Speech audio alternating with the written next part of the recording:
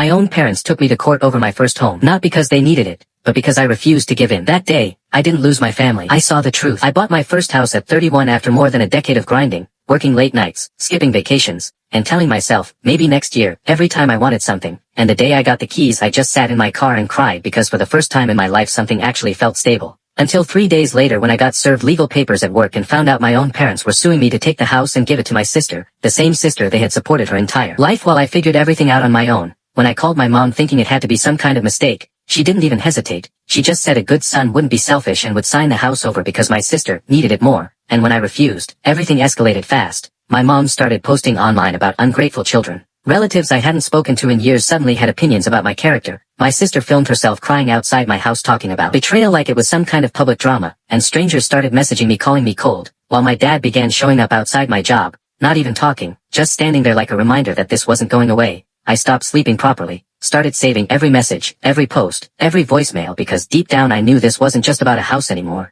It was about control. About how they had always seen me as the one who would eventually give in, and court day only confirmed it when they showed up like it was some kind of protest, bringing old receipts, childhood expenses, even gifts they gave me as proof that I owed them, like raising me was some kind of investment they expected to cash out, while my sister stood there acting like I had personally ruined her life.